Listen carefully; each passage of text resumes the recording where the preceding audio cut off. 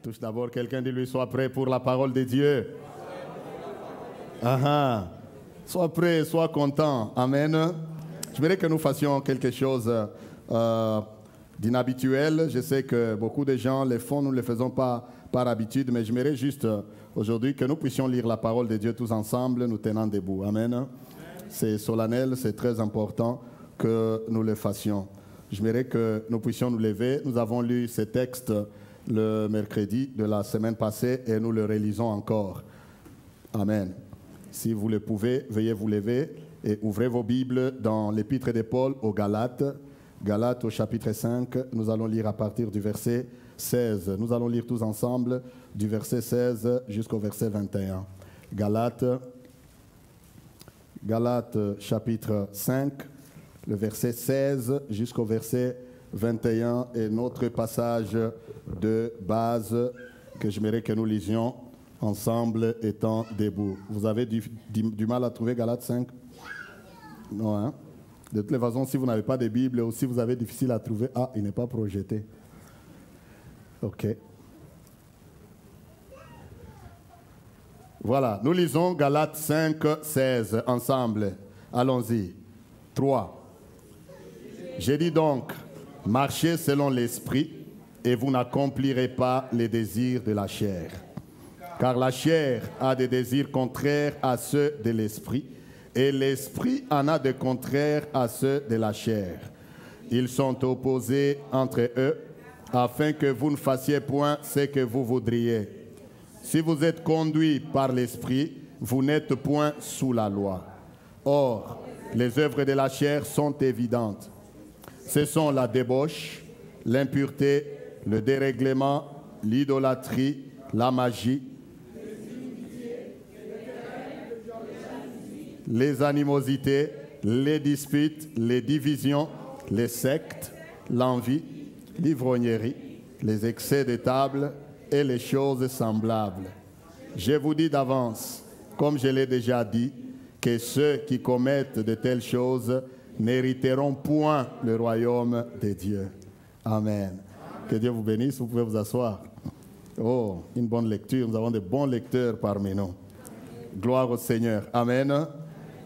J'ai intitulé ce message depuis le mercredi passé que j'introduisais. Je vais revenir comme d'habitude sur quelques points que nous avons parlé la fois passée. Mais le titre ou le sujet du message que Dieu m'a mis à cœur, c'est la marche selon l'esprit ou conduit par l'esprit. En d'autres termes, être conduit par l'esprit. Et la raison pour laquelle j'ai nous donné ce message, c'est que le Saint-Esprit l'a mis dans mon cœur après la conférence que nous avons eue le samedi ou le week-end de la semaine dernière sur la fin des temps. Amen. Amen. Quelqu'un dit Amen. Amen. Alors, immédiatement, Dieu m'a mis à cœur ce message et je me suis dit que je dois le partager avec le peuple de Dieu. La raison étant que nous devons avoir constamment à cœur ce que nous poursuivons. Nous devons avoir, je répète, constamment devant nos yeux et à cœur ce que nous sommes en train de poursuivre en tant que chrétiens. Voyez-vous, en tant que chrétiens, en tant qu'enfants de Dieu, nous ne poursuivons pas les mêmes buts et les mêmes objectifs comme les gens du monde. Amen. L'apôtre Paul dit que si notre espérance est dans les choses de ce monde, eh bien, alors nous sommes les plus malheureux de tous les hommes. Pourquoi? Parce que ce que nous poursuivons, nos objectifs sont différents de ce que le monde poursuit. Le monde peut poursuivre l'argent, le monde peut poursuivre la prospérité, le monde peut poursuivre, je ne sais pas moi, comment on dit, la renommée. Mais ce n'est pas ça notre but. Nous, en étant chrétiens, nous devons avoir constamment devant nous et à cœur notre raison d'être chrétien. Quelqu'un dit Amen. Amen.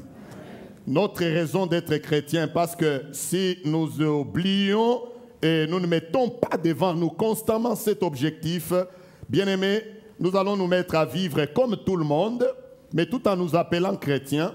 Et à la fin, certains seront étonnés au dernier jour, d'être d'être dit ou bien d'être informés que leur nom n'était pas écrit dans le livre de vie. Disons Amen. Amen. Amen. Je ne sais pas si il y a autre chose que nous poursuivons que ça en étant chrétiens. Parce que si notre poursuite, c'est seulement les choses matérielles, comme je l'ai dit, l'apôtre Paul dit que nous sommes alors les plus malheureux de tous. Parce que si nous ne poursuivions que des choses de ce monde, telles que la prospérité, il y a des gens dehors là qui, quoi que vous vouliez, ils seront plus prospères que les chrétiens. Vrai ou faux? C'est vrai, non? Si notre poursuite serait seulement, c'est pas moi, le plaisir de ce monde, eh bien, quelque part encore, l'apôtre Paul dit que, alors dans ces cas, mangeons et buvons, car demain nous ferons quoi? Nous mourrons. Mais j'aimerais, pendant que de temps en temps nous donnons des messages sur les miracles, sur la prospérité, sur la guérison, sur la délivrance, eh bien, donnons aussi des messages qui nous ramènent à l'objectif majeur. Pour qu'aucun d'entre nous se retrouve un jour, n'est-ce pas, après avoir passé beaucoup de temps en tant que chrétien, mais parce que tu n'as pas été enseigné, tu n'as pas été édifié ou on ne t'a pas montré tous les concepts de la foi chrétienne, de la vie chrétienne, eh bien, tu risquerais de passer à côté de l'objectif. L'apôtre Paul, écrivant aux Philippiens, il leur dit « Je cours vers le but afin de remporter le prix de la vocation céleste de Dieu en Jésus-Christ. » Et quand il arrive au soir de sa vie, il écrit à Timothée, il dit que j'ai combattu le bon combat, j'ai achevé la course, j'ai gardé la foi. Amen. Il dit, j'ai combattu le bon combat, j'ai achevé la course et j'ai fait quoi? J'ai gardé la foi. Et il ajoute, il dit, maintenant, la couronne de justice m'est réservée. Et il finit en disant, et le Seigneur, le juste juge, me la donnera en ces jours-là. C'est qu'il reconnaît, et c'est lui l'apôtre qui écrit ici le portrait que nous venons de lire comme j'introduisais la fois dernière. La dernière phrase au verset 21 m'interpelle et m'intéresse davantage. Suivez-moi bien. Il dit, je vous dis d'avance comme je l'ai déjà dit. Il insiste, il dit, je vous le dis d'avance. En d'autres termes, je vous le dis encore. Je vous le répète. Il écrit à l'église des Galates et à travers l'église des Galates, il écrit à toute l'église de Jésus-Christ. J'aime le fait que l'apôtre Paul insiste. Il dit, je vous le dis d'avance comme je l'ai déjà dit. Ailleurs, il leur a écrit même en disant que je ne me lasse pas de vous répéter les mêmes choses parce que pour vous, cela est salutaire. Ça veut dire que l'apôtre Paul, s'il devait prêcher, il prêchait le message, il y revient et il y revient davantage. Parce qu'il savait qu'à force d'insister, eh bien, ça pourrait trouver place dans les cœurs. Bien-aimés, la vie chrétienne d'un enfant de Dieu, la vie d'un enfant de Dieu doit être réellement une vie chrétienne où le Seigneur nous scelle du sceau de son esprit. C'est la raison pour laquelle Paul écrit ici, je disais la fois passée, je suis juste en train de rappeler rapidement avant de continuer, l'apôtre Paul, je disais que souvent nous lisons, nous sautons. Galates 5, 22 est très bien connu. Vrai ou faux? Galates 5, 22 est très bien connu, mais le fruit de l'esprit, c'est l'amour, c'est la joie, c'est la paix, la patience, la bonté, la bienveillance, la foi, la douceur, la maîtrise de soi. Ça, nous le répétons et très souvent, nous en tant que prédicateurs, nous sautons. Je me suis rendu compte que très souvent nous sautons, nous tombons sur ce verset, alors qu'il y a ce qui vient avant. Amen. Il y a ce qui vient avant, qui aussi, il a énuméré ça dans toute une catégorie. Nous allons voir ça bientôt. Je ne voudrais pas m'attarder vraiment sur ce message que je donne parce que notre objectif, mon objectif, c'est de nous montrer, n'est-ce pas, comment marcher par l'esprit. Mais aujourd'hui, je vais parler des œuvres de la chair. J'aimerais que quelqu'un dise Amen. Touche quelqu'un, dis-lui les œuvres de la chair. Oui, aujourd'hui je vais parler sur les œuvres de la chair. Quoi qu'il en soit, je vais en parler. Parce que mon but et mon objectif, c'est que nous entrions dans le royaume de Dieu. Et ce que l'apôtre Paul a déclaré ici, des fois quand je les lis, moi je m'arrête un peu. Il dit, je vous dis d'avance, je vous l'ai déjà dit, que ceux qui commettent ces choses ne feront pas quoi? N'hériteront point. Il dit, ceux qui commettent de telles choses n'hériteront point le royaume de Dieu. Or, à un certain moment, j'ai pris un peu cette phrase. Je suis allé dans Matthieu au chapitre 5. Allons-y ensemble, Matthieu chapitre 5. Lisons un peu juste pour nous rafraîchir un peu les béatitudes. Quelqu'un dit les béatitudes? Donc, nous lisons dans Matthieu chapitre 5 rapidement et nous continuons. Matthieu 5.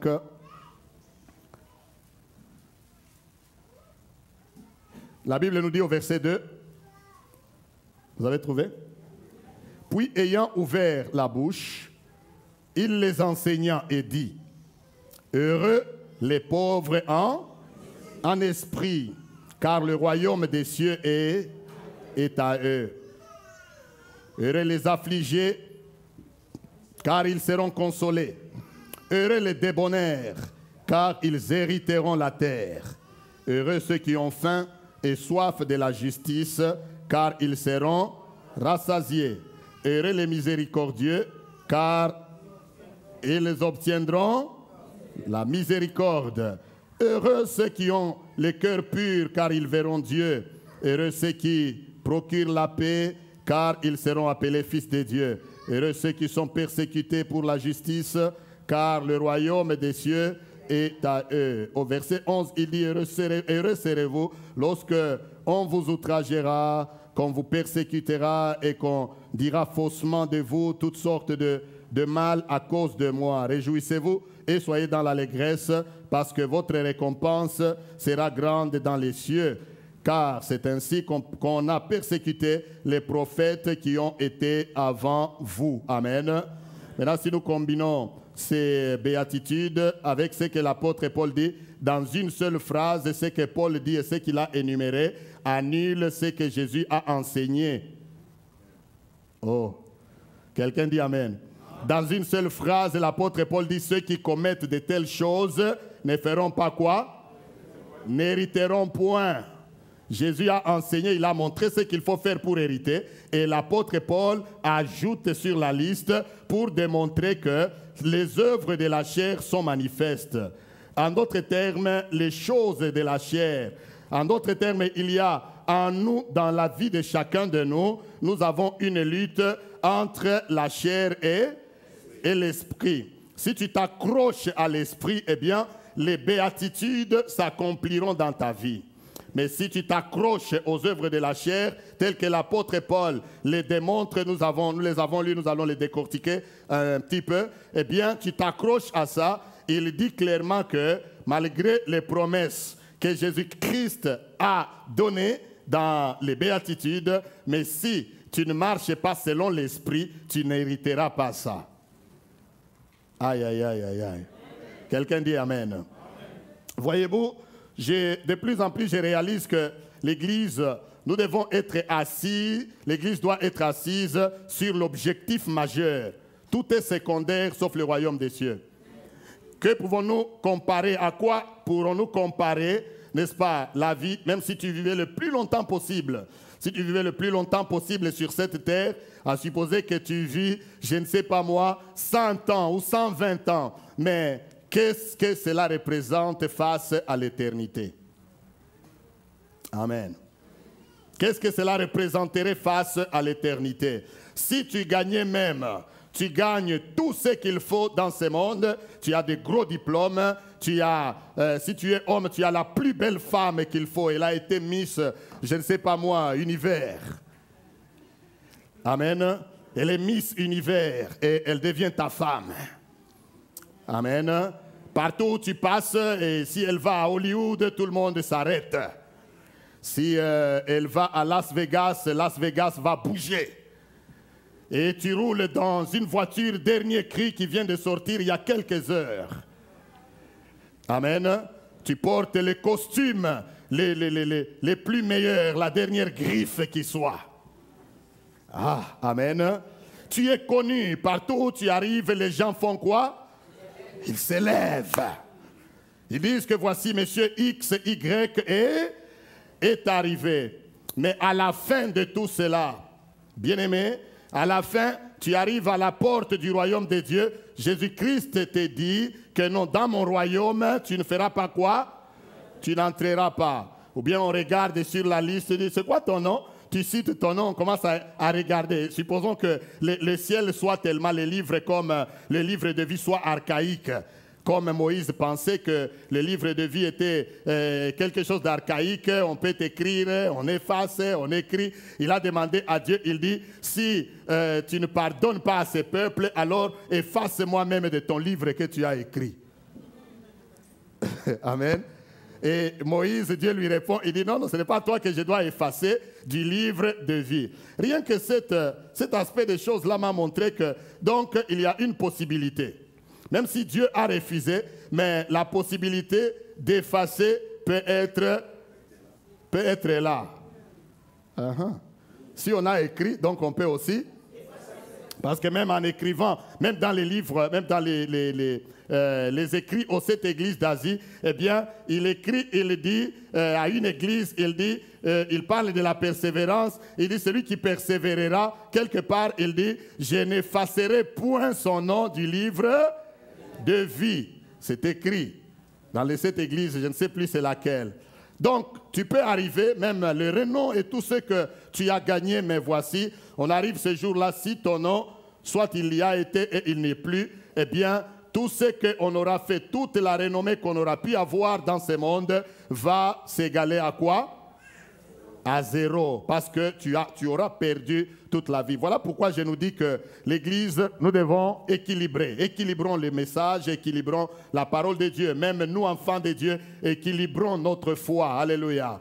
Ayons constamment Dieu, ayons constamment l'objectif majeur. Quelqu'un dit Amen. Ayons constamment l'objectif majeur. L'apôtre Paul dit, je vous l'ai dit d'avance, et comme je vous l'ai déjà dit, que ceux qui commettent de telles choses n'hériteront point le royaume de Dieu. Quelle chose? Amen. Touche d'abord quelqu'un, dit lui, quelle chose? Parce qu'il dit, ceux qui commettent de telles choses ne feront pas quoi? N'hériteront point. Eh bien, la foi obligerait que je sois un peu curieux de savoir. Je ne dois pas que savoir ce qu'il faut faire pour hériter le royaume de Dieu. Mais je dois aussi savoir qu'est-ce qu'on dit que ceux qui commettent ne vont pas hériter du royaume de Dieu. Il y a un duel, disais-je, entre l'esprit et la chair, dans chaque chrétien, y compris Paul lui-même. Si je veux même aller plus loin, je peux dire qu'il y a ces duels dans chaque esprit et dans chaque homme, pas seulement Paul lui-même, mais même Jésus lui-même. Parce que vous avez vu que Satan est venu le faire quoi? Le tenter. Jésus, Satan est venu le tenter pour lui montrer même le royaume de ce monde. Il dit, si tu te prosternes seulement, tu m'adores, je te fais quoi? Je te le donne. Jésus lui a résisté avec la parole. Parce qu'il a beaucoup plus nourri l'homme spirituel qu'il fallait nourrir l'homme charnel. Bien aimé, il y a la lutte entre l'homme, dans l'homme, entre la chair et l'esprit. Et c'est une lutte devant laquelle nous serons constamment, tous, tout le monde ensemble, nous serons constamment devant cette lutte, vouloir ou pas. Les mêmes tentations que tu subis, je les subis. Quelqu'un dit Amen. Les mêmes tentations que tu connais, ton frère aussi les connaît. Parce que nous vivons dans le même monde. Alléluia. Et quand la Bible parle de vaincre, ça veut dire qu'il y a une lutte, il y a un combat à faire quoi? À mener. Donc pour arriver au fruit de l'esprit, bien aimé, il y a les œuvres de la chair qui nous empêchent non seulement de produire le fruit, mais même aussi de faire quoi? D'hériter le royaume de Dieu, ce qui est encore grave.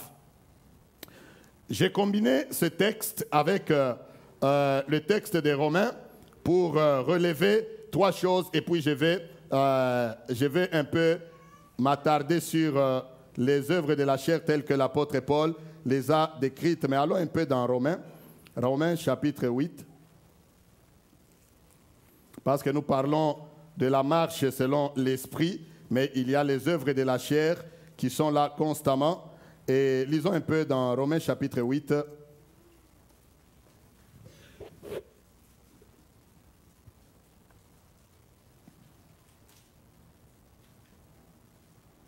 Romains 8 à partir du verset 9. Vous avez trouvé? Je vais nous le lire. Il dit, pour vous, vous ne vivez pas selon la chair, mais selon l'esprit.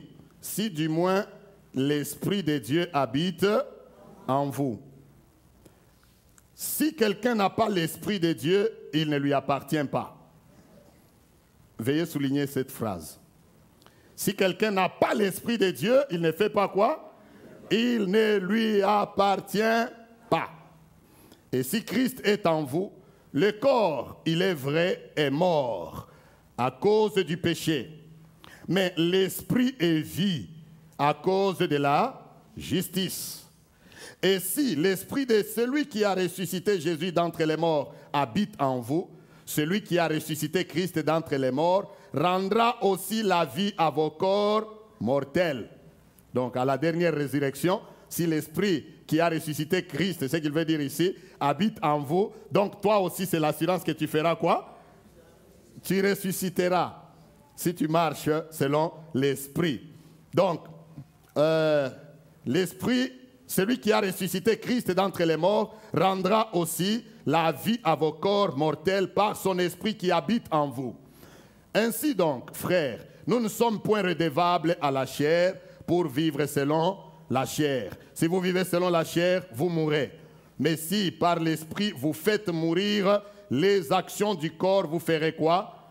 Vous vivrez. Car tous ceux qui sont conduits par l'esprit de Dieu sont fils de Dieu. Et vous n'avez point reçu un esprit de servitude pour être encore dans la crainte, mais vous avez reçu un esprit d'adoption par lequel nous crions Abba Père.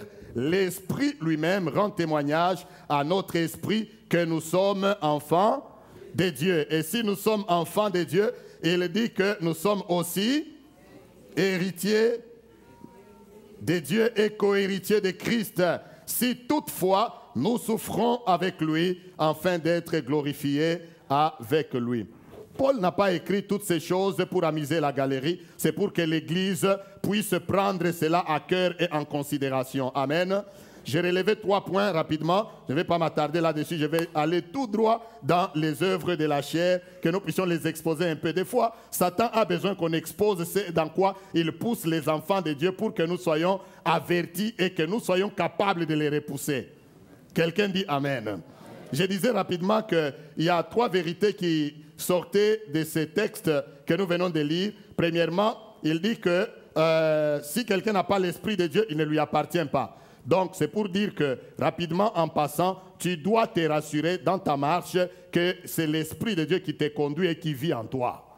Amen. Que ce ne soit pas l'esprit du moment. Disons Amen bien. Que ce ne soit pas l'esprit de ton origine, ni l'esprit de ce monde, mais que ce soit l'esprit de qui? De Dieu. C'est la première vérité. Parce que si tu n'as pas l'esprit de Dieu, la Bible dit ici que tu ne lui appartiens pas.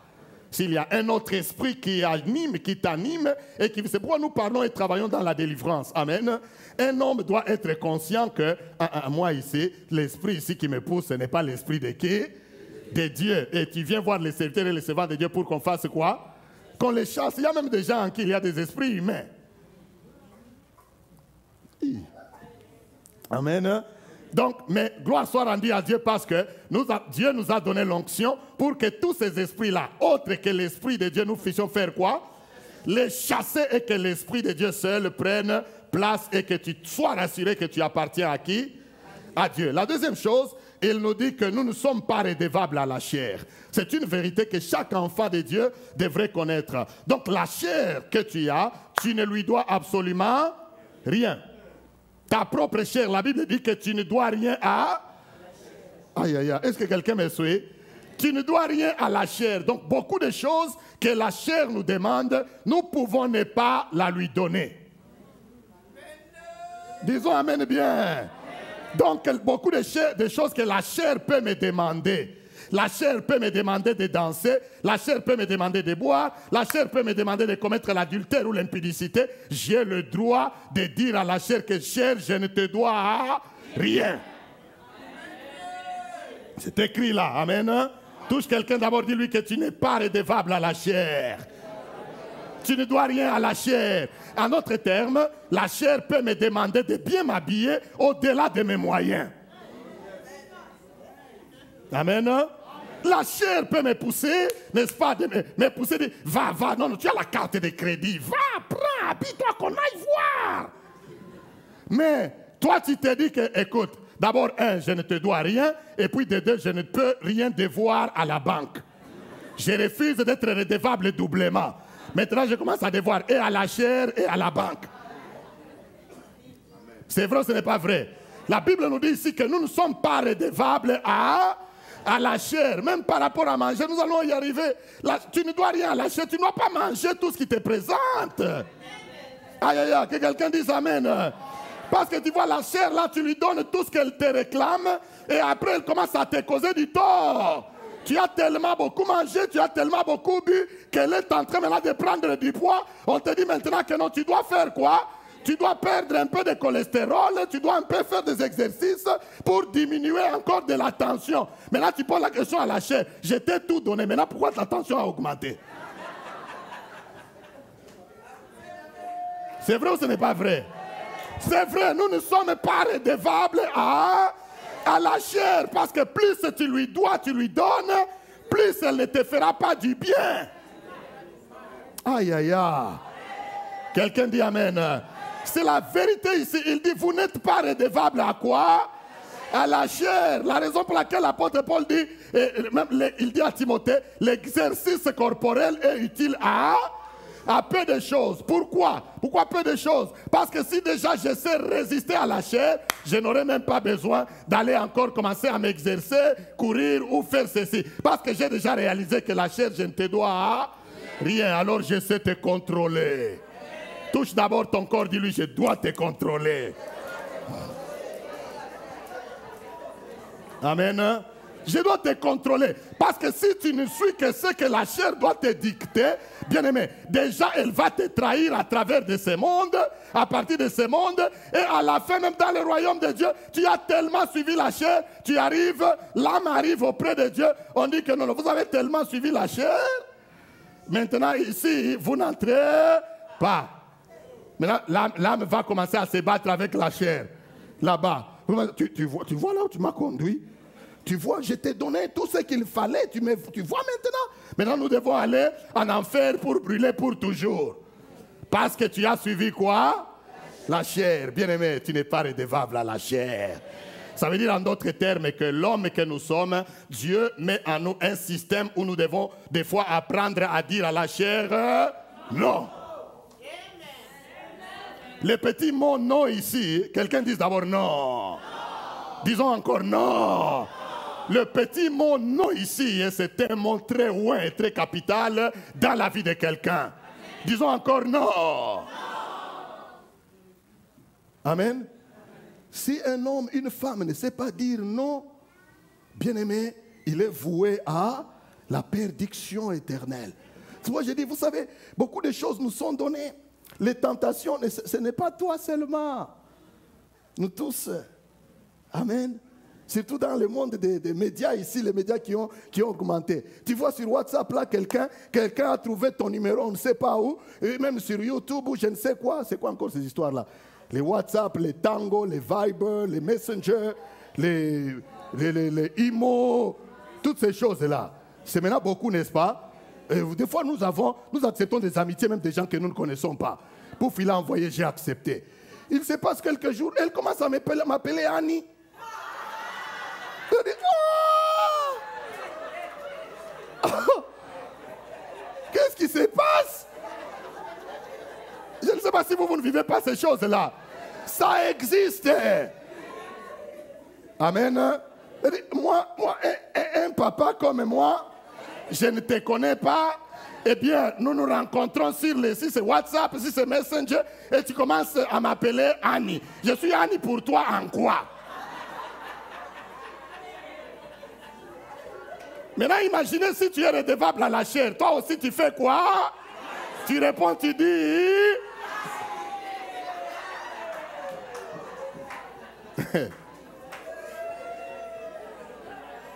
Et après, vous imaginez la suite. N'est-ce pas? Vous imaginez la suite. C'est comme ça que beaucoup de gens sont allés, des jeunes filles sont allées, ils ont couché avec des occultistes. Un frère m'avait fait voir une image ici. et qui s'est passé, je ne sais pas, dans des pays asiatiques ou quelque part là, une fille est allée rencontrer un homme qu'elle n'avait jamais vu auparavant, ils se sont textés, et puis ils se sont entendus que non, bon, on se voit dans telle ville, à tel hôtel, on va s'amuser. Ok. Ils sont arrivés, ils arrivent dans cet hôtel-là, et ils ont payé, la fille avait pris son ami. Ils ont payé lui et le monsieur dans une chambre et son ami aussi dans l'autre chambre. Ils disent, on va s'amuser, on est jeunes, on va s'amuser. Ils entrent là, ils sont jeunes, ils vont s'amuser. Et ils arrivent, et les messieurs se met juste de côté comme ça. Il fait des trucs là, il commence à changer. Il se transforme, il devient boa. Il devient anaconda. Vous connaissez Anaconda? Vous avez le long serpent là. D'après les images qu'on m'a montrées, c'est l'histoire réelle. Le frère qui m'avait montré ça est ici dans la salle, il peut témoigner. Amen. Mais il n'a pas besoin parce que ça ne nous intéresse pas. Seulement, écoutez, le monsieur commence à se transformer. Il devient serpent, il devient boa. Et anaconda. Pas anaconda en Swahili, non, non. Parce que quand vous dites anaconda en Swahili, tu dis autre chose, hein. Anaconda en Swahili, ça signifie il a maigri. Mais là, ce n'est pas anaconda de il a maigri, c'est ananenepa. Amen. Donc, il est tellement devenu grand, il est devenu serpent et il a commencé à faire quoi? À avaler la fille. La fille a commencé à crier partout dans tous les sens. On vient, on frappe à la porte pour qu'il nous ouvre. Eh bien, c'était déjà trop tard.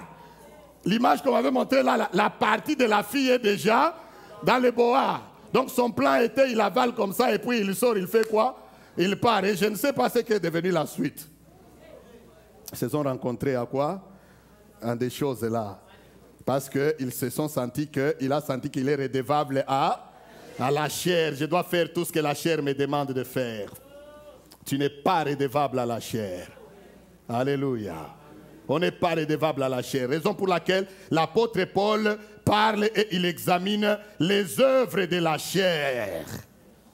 C'est ça qui pousse les gens à être redevables à la chair. Je vais un peu en parler en 4 catégories. Regardez un peu, l'apôtre Paul a classifié cela en 4 catégories. La liste que nous avons lue là dans Éphésiens et dans Galates 5. Il a classifié cela premièrement dans le péché lié au plaisir corporel. Amen. Quelqu'un dit amen. Amen. Péché lié au plaisir corporel. Et là, il a cité des choses telles que la débauche, l'impudicité, et il a cité l'adultère, etc., l'impureté, le dérèglement. C'est des choses qui sont liées au plaisir corporel, au plaisir de la chair. La chair a des désirs contraires à ceux de l'esprit. Et amen. Il cite des choses telles que la débauche. Bien aimé, nous devons faire très attention, surtout dans le monde actuel. Amen. La débauche, c'est l'ensemble de tout ce qui est adultère, qui est impudicité, impureté, la zoophilie, l'homosexualité, la prostitution, tout ce que vous voulez, l'inceste, toutes ces choses-là, ça s'appelle la débauche. Est-ce que ce n'est pas courant aujourd'hui? Je nous pose la question, ce n'est pas courant aujourd'hui? C'est ça même qui est à la une de la vie actuelle. Parce que quand vous regardez, comme je disais tantôt, il y a même des villes où qu'on a rebaptisées par les pécheurs. J'apprenais récemment qu'on appelle Las Vegas. Vous connaissez d'autres noms de Las Vegas? Je ne sais pas si c'est Las Vegas, si c'est un quartier de Las Vegas. On appelle Sin City. C'est vrai ou c'est pas vrai? Ils appellent ça Sin. Donc la ville du péché. Et on dit que si tu vas là-bas, tu te perds. Comme quand nous on grandissait. Quand on grandissait, on était encore petit. Je grandissais dans mon Katanga natal. Et on nous disait, on avait des amis qui venaient de Kinshasa, la capitale. N'est-ce pas? Alors quand il y avait un ami qui parlait beaucoup, il nous a trouvés, on était des adolescents. Il vient là et il m'appelle moi. Il dit, en lingala, il dit, surtout Eli, surtout yo, ce qui est Kenyo Robunga.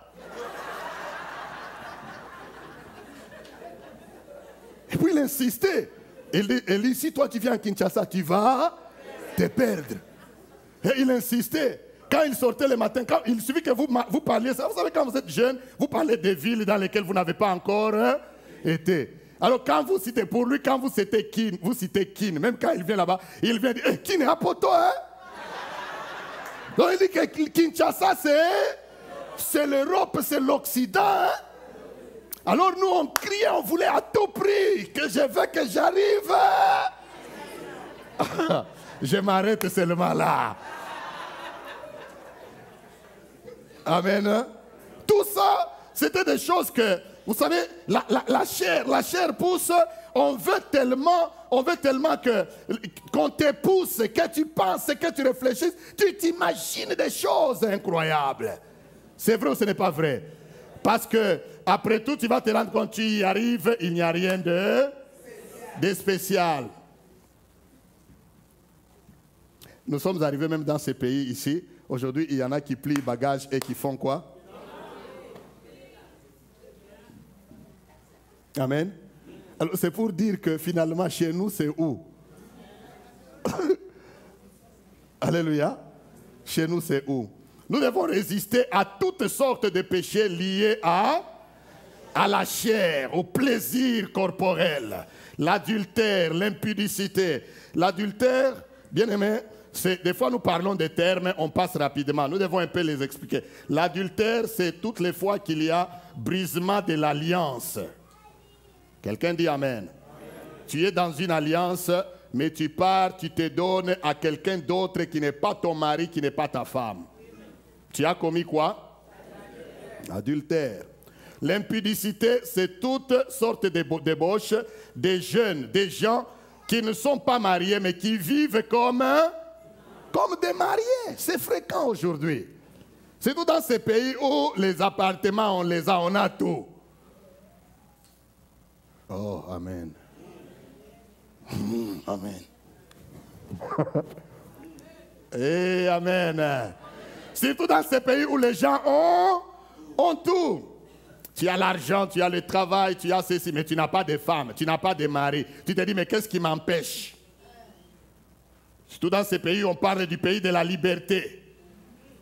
Où on favorise même, on fait même la promotion de ça, n'est-ce pas? Nous avons prié ici, nous sommes en train de lier que cet esprit-là n'atteigne pas les écoles de nos enfants. Aujourd'hui, tout est bien. Il y a même des pays où la prostitution aujourd'hui est légalisée.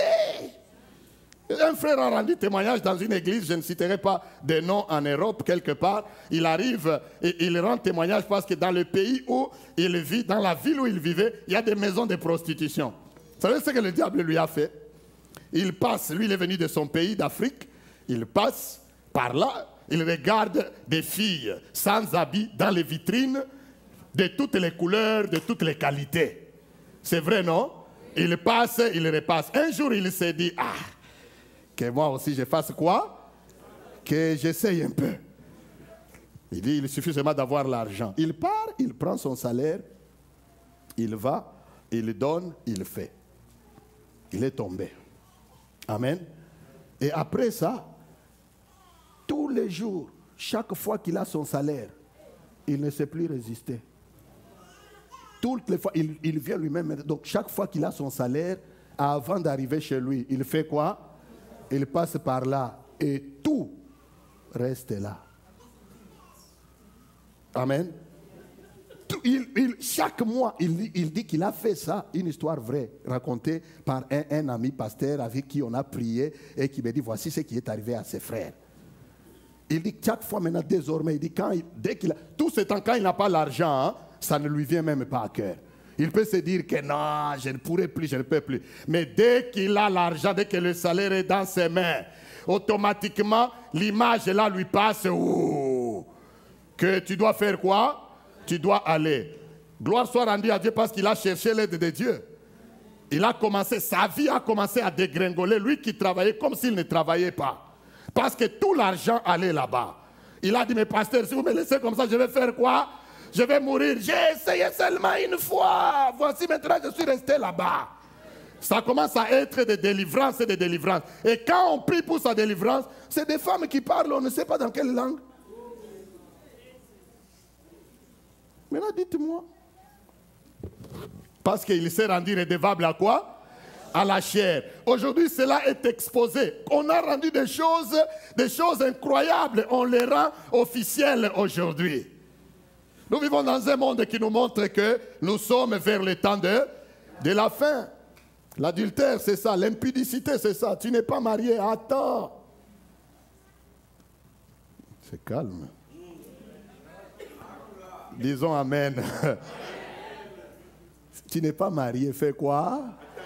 Attends. C'est difficile. Oui, Dieu te dira, je sais. Mais fais quoi? Attends.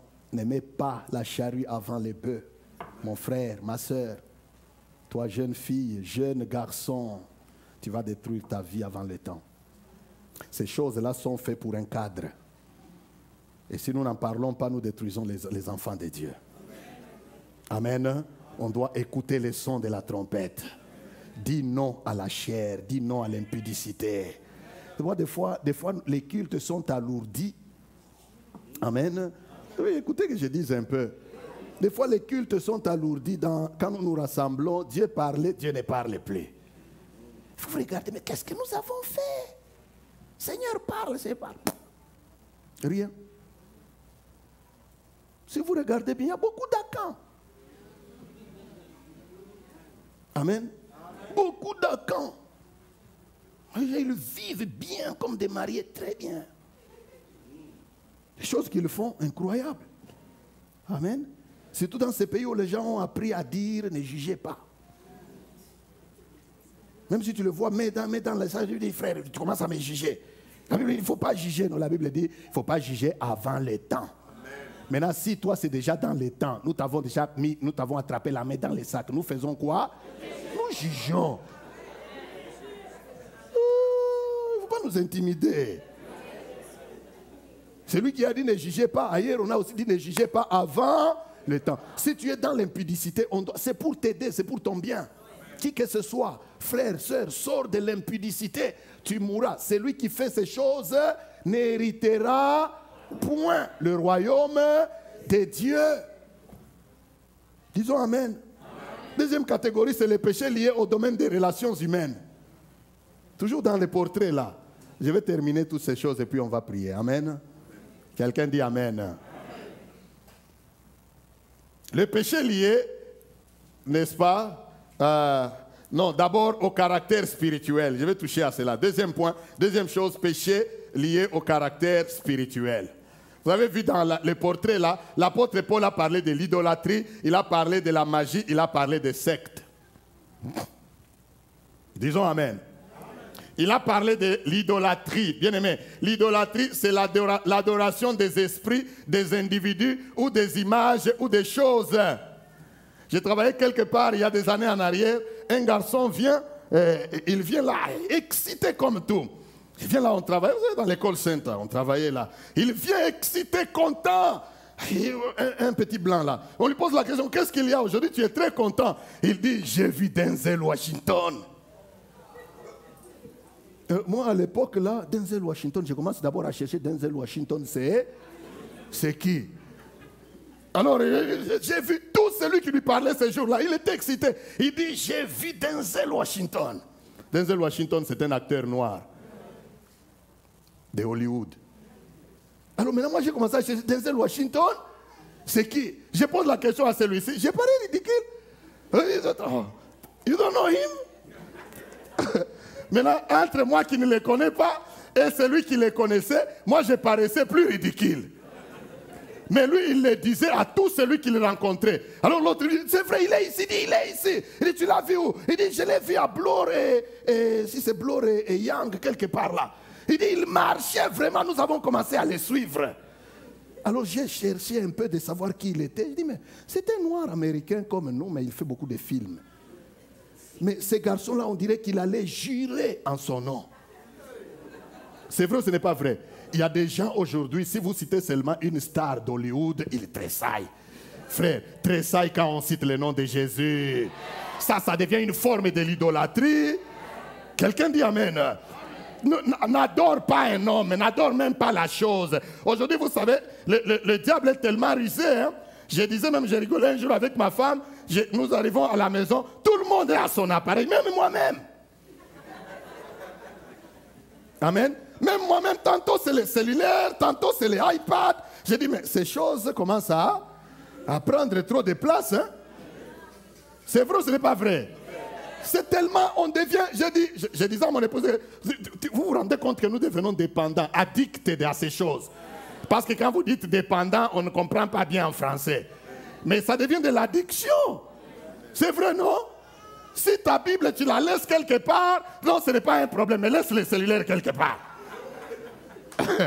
C'est vrai ou ce n'est pas vrai? Vous, ça ne vous arrive pas? Tout le temps, nous sommes en train de chercher où est mon cellulaire, où est mon cellulaire. Je suis en train de voir si quelqu'un m'a appelé. Est-ce que j'attendais l'appel de quelqu'un? C'est vrai ou ce n'est pas vrai? Nous risquons maintenant de diviniser toutes ces choses-là. Il y a des gens, comme je l'ai déjà dit, bien aimé, l'idolâtrie, quand tu t'aimais, il y a des choses que tu ne peux plus t'en passer. Ça veut dire que ça prend la place de Jésus-Christ. Tu peux annuler de venir à l'église à cause de la chose-là. Idole pour toi. Amen. Elle devient une idole. Que Dieu nous aide. La magie. La magie, bien aimé, c'est toute catégorie que prend, c'est une catégorie qui prend et la sorcellerie, et le spiritisme, l'adoration des démons, l'horoscope, la divination. Tu vas quelque part, on te lit dans la main. Ne le fais pas. Tu es dans ces pays-là, ils sont là assis dans des malls en train de vouloir lire la main des gens. Et toi, chrétien, là, tu t'en vas, tu te dis, can you read? What do you see? What do you see? En te faisant lire, tu te fais loger des démons et des esprits. Et après, tu vas commencer à venir nous donner du travail ici. Que je ne dors pas, ça ne marche pas. Il y a des années, on a prié pour un jeune homme ici, en bas. Bien aimé, vous savez quoi? Rien que les jeux vidéo ici. Mais ça l'a pris. Ça l'a pris. Nous avons prié il y a des années en bas ici. Les garçons, ça c'est un adolescent. Hein. Il n'y a pas de jeux vidéo. Il est là. Il joue, il arrête. Qu'est-ce que tu vois? Il dit non, je faisais seulement les jeux il cite un nom là. Des batailles aux jeux vidéo. Donc quand il faisait là, un garçon pourtant normal, bien, un adolescent, mais quand il s'assoit, il est en train seulement de faire les bras. Tu lui parles, il fait seulement. Il n'y a pas de jeux vidéo. Qu'est-ce qui se passe? On devrait imposer, prier, invoquer la puissance de Dieu pour les délivrer de cet état-là. Quelqu'un dit Amen. Donc c'est des choses qui paraissent simples, mais le diable a déjà quoi? Il les a déjà minés pour que dès que tu prends, tu arrêtes d'adorer Dieu, tu commences à adorer les choses. Quelqu'un dit Amen. L'idolâtrie, la magie, les sectes, tout groupement d'hommes qui détruit l'unité de l'Église, c'est une secte. Normalement c'est ça la définition du secte. Tout groupement d'hommes qui fragilise ou qui détruit l'unité de Oh, vous êtes avec moi, oui ou non? Maintenant, je vous donne des grandes définitions, mais vous devez savoir, vous ne voulez plus les savoir. Sachez ça. Tout groupement d'hommes, la définition du secte, c'est ceci. Tout groupement d'hommes qui fragilise l'unité de l'Église, c'est une secte. Maintenant, vous comprenez? Si donc même une Église commence à côté ici, bien aimé, mais elle fragilise l'unité de l'Église ici, ce n'est pas une église, c'est une secte. Allez chercher, c'est ça la définition normale du secte. Amen. C'est la raison pour laquelle l'apôtre Paul dit ne parle pas que de la magie de ceci, il parle aussi des sectes. Maintenant, quels que soient les dieux qu'ils adorent, eh bien, il y en a qui vont plus loin, qui adorent, comme nous avons déjà dit, qui utilisent la magie ou l'adoration des démons, l'horoscope, la divination, etc. Mais quand quelque chose fragilise l'unité de l'Église, secte. C'est pourquoi il a parlé de sectes et de divisions. Amen. Je vais terminer dans quelques minutes. Troisième catégorie qu'il parle des œuvres de la chair. Maintenant, c'est le péché lié au domaine des relations humaines. Tout ça, c'est dans la catégorie. Je nous les cite, ces 4 catégories. Je vais arriver au dernier dans quelques minutes et nous avons fini. Parce que la deuxième partie, je reviendrai maintenant sur les œuvres proprement dites de l'esprit. Amen.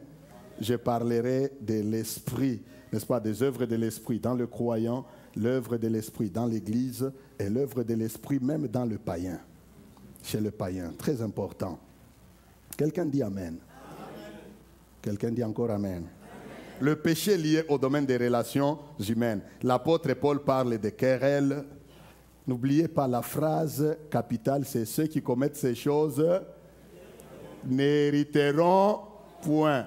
Donc, je les énumère pour que tu saches, si tu te retrouves là-dedans, la Bible te dit clairement aujourd'hui que tu n'hériteras point.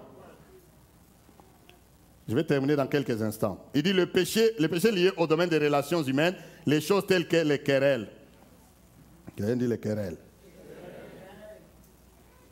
Et là, ça devient intéressant. Les querelles. Une lutte, les querelles en d'autres termes, c'est une lutte pour la supériorité. Je disais il y a un temps en arrière ici, vous savez, vous commencez une dispute, personne ne veut arrêter. Surtout dans les foyers, dans les familles. L'homme parle, la femme parle. L'homme parle, la femme parle. La femme parle, l'homme parle. Tout le monde veut avoir le dernier mot. C'est les querelles. La Bible nous dit clairement ici que ceux qui commettent de telles choses ne feront pas quoi? N'hériteront pas. Ça semble bizarre, petit, hein? Négligeable. C'est vrai ou ce n'est pas vrai? Bénis Dieu que nous parlions de ces choses. Parce qu'aujourd'hui, il y a beaucoup de foyers, beaucoup de familles qui sont dans des problèmes, dans des troubles. Au volant même, vous venez là en vous querellant. Mais vous venez au royaume de Dieu en vous querellant. Mais vous attendez à quoi? Amen. Quelqu'un dit Amen. Amen. Les querelles, vous venez là en vous chamaillant. Celui-ci tape à la table, l'autre tape. Attends, quand on va rentrer, tu vas voir. Allons d'abord à l'église. Frère, les querelles, vous n'hériterez pas le royaume. Vous pouvez venir ici, nous pouvons prier. Vous voyez des fois, on prie, rien n'arrive, vous êtes querelleurs. Permettez-moi de parler. Encouragez-moi quand même. Docteur Eric. Amen. Les querelles dans la maison, arrêtez les querelles. Laisse l'autre avoir le dernier mot. It's okay. Amen. Ça va. Maman, même si tu as raison, laisse le temps te donnera raison. Mais arrête de couper court les querelles. Dis ok papa, comme tu as dit. À la fin, c'est tous nous les hommes là. Des fois, nous nous querellons, nous aimons seulement les querelles, mais à la fin, nous ne savons rien faire. Des fois, je regarde ma femme l'a préparée. Je regarde, je dis, si on me laissait moi tout ça, est-ce que je saurais? Mais maintenant, des fois, je me rends même compte, je vais même en profondeur, mais même dans ce qui me revient à moi. On me donne des fois de conduire là, je conduis toute la famille. Des fois même, je me perds avec eux. Dans ce qui me revient, dans ce qui a comme mes responsabilités, là, c'est ce que je vais dire. Amen. Nous n'avons pas de raison de nous faire quoi? De nous quereller. On nous reconnaît enfants de Dieu lorsque nous gardons la paix. Amen. Votre famille ne va pas être bénie si vous êtes tout le temps des querelleurs, des bagarreurs. Des fois même les enfants, maintenant même les enfants le savent. Vous vous chamaillez. Dès que papa dit un mot et maman reprend, les enfants courent entre eux et disent, they have started. Donc, ils ont commencé. Alors ils fuient chacun dans son coin. Frère, pourquoi vous êtes prompts à vous quereller, mais vous n'êtes pas prompts à prier? Ceux qui commettent ces choses n'hériteront pas le royaume de Dieu. Vous êtes querelleurs. Et puis vous cherchez la main de Dieu. Elle ne viendra pas, les querelles. La Bible parle de jalousie. Tu es contre le succès de l'autre. C'est là. Dieu soit béni pour avoir révélé ces choses à Paul. Quand je lisais ça, je dis, donc ces choses viennent avant le fruit de l'esprit. Nous devons poser les bases. C'est dans la Bible, papa. Amen. Nous devons poser les bases, les jalousies. Quelqu'un réussit, toi tu n'es pas content. Tu commences à aller parler partout, critiquer. Et dire comment d'abord il a eu ça. On doit voir clair où et pourquoi. Bénis Dieu si c'est Dieu qui l'a béni. Gloire à Dieu si ce n'est pas Dieu. Gloire à Dieu. Les jalousies. Ceux qui sont jaloux n'hériteront point le royaume de Dieu. Quelqu'un, ta sœur se marie, bénis le Seigneur. Ne va pas commencer à juger s'il se convient avec son mari ou avec sa femme. Ce n'est pas ton affaire. Amen. Hey. Amen. Les jalousies, les animosités, colère excessive. Vous savez, aïe, aïe, aïe. Bon, je crois que peut-être je vais seulement, je ne sais pas, je vais m'arrêter, je vais revenir là-dessus prochainement. Mais je vais dire une chose, le monde est devenu abîmé. J'ai lu un document récemment où on a parlé d'une organisation qui s'appelle, je ne sais pas moi si c'est Alibi, quelque chose comme ça. Qu'est-ce qu'ils font? Aujourd'hui, ils ont mis un système. Hein. Vous savez comme il y a des machines là, détecteurs de mensonges. Mais maintenant, ils sont en train d'ouvrir des compagnies ou des systèmes pour aider les gens à tromper les autres. Vous avez vu ça? Vous avez entendu parler de ça? Et cette compagnie-là s'appelle Alibi. Ça veut dire quoi? Ça veut dire si tu as découché, par exemple, tu es marié, tu as découché. Maintenant, tu n'as pas de raison pour aller raconter à ton conjoint ou à ta conjointe. Tu les appelles. Ils vont te poser quelques questions. Tu leur dis ta situation, que non, bon, j'ai découché. Tu es marié? Oui, je suis marié, père d'autant d'enfants. Ok, alors je demande qu'est-ce que je dois dire à ma femme ou à mon mari. Ok, attends, papa, il vérifie. Ok, dans ce cas, tu dois lui dire ça, il va croire. Vrai. Amen. Vous voyez là où le monde est en train d'aller? Vous voyez là où le monde est en train d'aller? Et tout ça pour favoriser les mensonges, les animosités, les colères. Il y a des gens, quand il est sur sa colère, là, la Bible dit, la colère, c'est l'unique péché que la Bible nous autorise, mais que le soleil ne se couche pas. C'est vrai, non? Il dit, si vous êtes en colère, que le soleil ne se couche pas sous votre colère. Toi, tu te fâches 3 mois. Dis-moi, c'est comme ça que moi je me fâche, même ma famille connaît. On sait que moi je suis comme ça. Moi je me fâche. Même ta famille connaît, tu as besoin de délivrance. Amen. Il y a d'autres choses, les disputes, l'envie. Que Dieu nous aide. Mais la dernière catégorie, c'est le péché de divertissement. Le péché lié au ventre, c'est là que je vais m'arrêter. Quelqu'un dit le ventre. Le ventre. L'estomac. Et là, c'est là qu'il parle de l'ivrognerie, et il parle des excès de table, et il parle des choses semblables. Les choses semblables ici, c'est tout ce qui a trait à tout ce que nous venons de citer. Quelqu'un dit Amen. Alors il parle de l'ivrognerie, donc le fait de se faire contrôler physiquement par l'alcool, et le fait de manger sans jamais arrêter. Tu gênais, tu ne gênes plus. Allô? Bien, je ne vais pas faire de commentaires là-dessus. Lisons seulement un dernier texte et puis nous allons prier. Nous avons fini. Je voudrais que nous lisions Apocalypse 22. Merci beaucoup pour votre patience.